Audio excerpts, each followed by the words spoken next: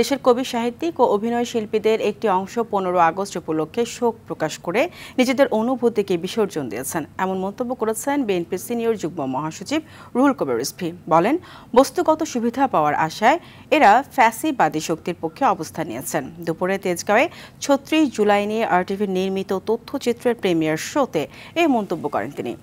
জানাচ্ছেন নাজমুল হুদা। আপনজন হারাবার বেদনা যে কত কষ্টে তা আমার থেকে আর কে বেশি জানে। আওয়ামী লীগ সরকারের দুঃশাসনে মানুষের দীর্ঘ 16 বছরের জমে থাকা ক্ষোভ আর দ্রোহের বিস্ফোরণ জুলাই গণঅভ্যুত্থান। বুকের তাজা রক্ত দিয়ে 24-এর 5 আগস্ট সেই কালো অধ্যায়ের ইতি ঘটায় ছাত্র জনতা। এসব নিয়ে 36 মিনিট 36 সেকেন্ডের একটি তথ্যচিত্র করে আরটিভি। দুপুরে এর প্রিমিয়ার শোতে যোগ দেন দীর্ঘ সময়ে স্বৈরাচারের বিরুদ্ধে লড়াই সংগ্রাম করে যাওয়া রাজনৈতিক ব্যক্তিত্ব, কবি, শিক্ষক ও সাংবাদিকরা। তারা জানান, তথ্যচিত্রটিতে জুলাই গণঅভ্যুত্থান সহ ফ্যাসিবাদী শাসন ব্যবস্থার চিত্র ফুটে উঠেছে। এই 36 মিনিট 36 সেকেন্ডে মূলত জুলাই কেন্দ্রিক নয়, বলা যায় বিগত 15-16 বছরের যে দুঃশাসন, ফ্যাসিবাদী শাসন সেটিকে তুলে আনার চেষ্টা হয়েছে।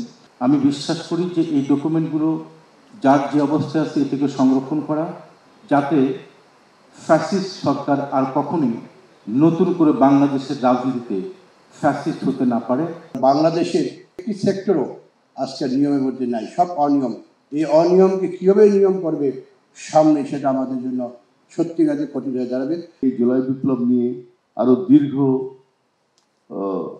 তথ্যচিত্র তৈরি করা যায়, করতে হবে ভবিষ্যতে, মানে ফ্যাসিস্টরা যেন আবার ফিরে না আসে।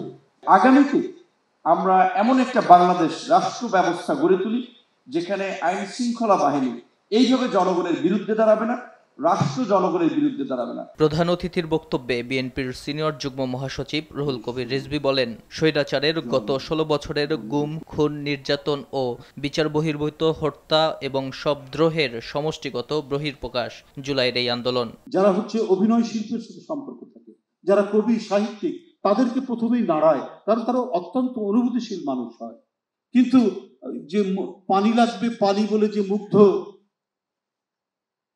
তার আরেক বন্ধুর জন্য গুলি খেতে খেতে তবুও পানি নিয়ে যাচ্ছে, এইটা এই সমস্ত অভিনয় শিল্পী, কবি সাহিত্যিকদের মনকে এতটুকু নাড়া দেয়নি।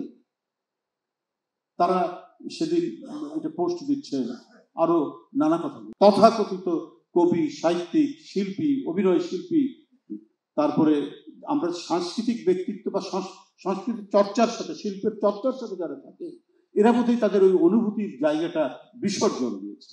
ভবিষ্যতে কখনোই যেন স্বৈরাচার মাথাচাড়া দিতে না পারে, সেজন্য জনগণকে সোচ্চার হওয়ার আহ্বান জানান অনুষ্ঠানের বক্তারা।